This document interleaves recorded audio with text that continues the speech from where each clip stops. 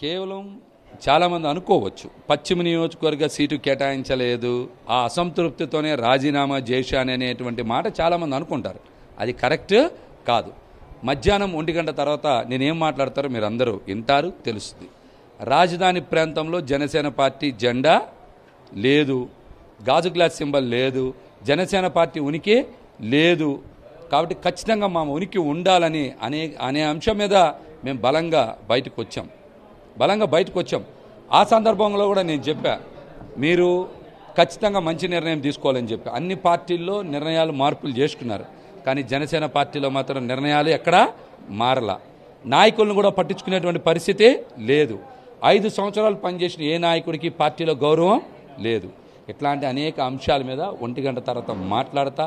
ఖచ్చితంగా నేను మాట్లాడేది నా వ్యక్తిగతం కాదని మీకు అర్థమైంది. ప్రధానంగా మీతో పాటు మీ కార్యకర్తలు అదేవిధంగా మీ నాయకులంతా రాజీనామా చేస్తారు, ముఖమ్మడికి రాజీనామాలు జరుగుతాయి, ఎలా జరుగుతుంది? మధ్యాహ్నం 1 గంట తర్వాత నేను దీని మీద మాట్లాడతా. మొన్న ప్రత్యేక సమావేశంలో కూడా చాలామంది రాజీనామా పత్రాలు నాకు ఇచ్చారు, నేను తీసుకున్నా. అది వాళ్ళ వ్యక్తిగత నిర్ణయం. పార్టీకి రాజీనామా చేయాలా అనేది జనసేన పార్టీలో ఉండే నాయకులు వ్యక్తిగత నిర్ణయం. నేను రాజీనామా చేశా, కొంతమంది రాజీనామాలు ఇచ్చారు, కొంతమంది రాజీనామాలు పంపిస్తున్నారు. మరి ఇవన్నీ కూడా మధ్యాహ్నం 1 గంట తర్వాత మాట్లాడతా. మరి రాజీనామాలు ఎంతమంది చేస్తారు, ఎంతమంది పార్టీ నుంచి బయటకు వస్తారు, ఏమవుద్ది, ఇవన్నీ కూడా మీరు చూస్తారు. ఇప్పుడు ఎవరైతే ఉన్నారో బీజేపీ అభ్యర్థితో మీతో మంతనాలు జరిగినాయి, కొంత ఫైనాన్షియల్గా నేను నష్టపోయని చెప్పేసి ఆయన దృష్టికి తీసుకెళ్ళడం, ఆ ఫైనాన్స్ సంబంధించి మీ ఇద్దరి మధ్య అగ్రిమెంట్ జరగబడడం, ఈ రాజీనామా చేస్తామని చెప్పేసి కొంతమంది జనసేన పార్టీ నాయకులు ఆరోపిస్తున్నారు. ఏంటి అసలు ఫైనాన్స్ ఏంటి, ఈ అగ్రిమెంట్ సంబంధించి? ఒక పోరాటాలు చేసే వ్యక్తిని, ఉద్యమాలు చేసే వ్యక్తిని పెట్టుబడిదారులు, పెత్తందారులు కొనలేదని చెప్పడానికే ఈ రాజీనామాని గుర్తుపెట్టుకోండి. ప్రతి వ్యక్తిని డబ్బుతో కొనలేరు.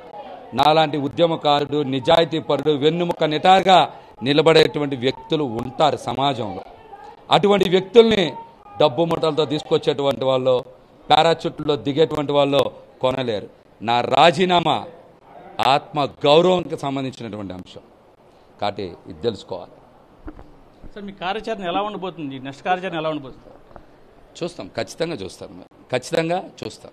రైట్, ఇది ఏదైతే ఉన్నారో నేను మొదటి నుంచి కష్టపడిన వ్యక్తిని, పార్టీ కోసం, పార్టీ జెండా కోసం ఇక్కడ పనిచేసిన విషయం. రాజధాని ప్రాంతంలో గ్లాస్ లేదు, జనసేన పార్టీ లేదు, మేము కష్టపడి ఇంకెవరికని చెప్పి చాలా ఆగ్రహం వ్యక్తం చేస్తున్నాం. దీనికి సంబంధించి ఎవరైతే ఉన్నారో కార్యకర్తలు కూడా చాలా ఆగ్రహం ఉండే, కొంతమంది మహిళా కార్యకర్తలు ఉన్నారు, వాళ్ళని అడిగే ప్రయత్నం చేసి చెప్పండి అమ్మా, ఏంటి అసలు జనసేన పార్టీలో గత 10 ఏళ్ల నుంచి మహేష్ అన్న వెనకాల మేమందరం జనసేన పార్టీ బతికించింది ఎవరైనా ఉన్నారంటే రాష్ట్ర వ్యాప్తంగా అది కేవలం పోతున్న మహేష్ గారే. ఇది ఏదైతే ఉందో జనసేన పార్టీ బతికించిందంటే కేవలము ఇక్కడ ఉండ జనసేన పార్టీ అని చెప్పడం జరిగింది. ఏదేమైనప్పటికీ రాజధాని ప్రాంతంలో జనసేన పార్టీ లేకపోవడం మాకు చాలా ఆవేదన కలిగించింది. ఎన్నిసార్లు మేము వచ్చి మొరపెట్టుకున్నా సరే జనసేన అధినేత పవన్ కళ్యాణ్ ఇక్కడ స్పందించలేదు. దీంతోనే అనేక నిరసనలు ఆందోళన చేసి అయినప్పుడు ఫలితం లేని పక్షంలోనే మేము రాజీనామా సిద్ధమని చెప్పి చెప్తున్నారు.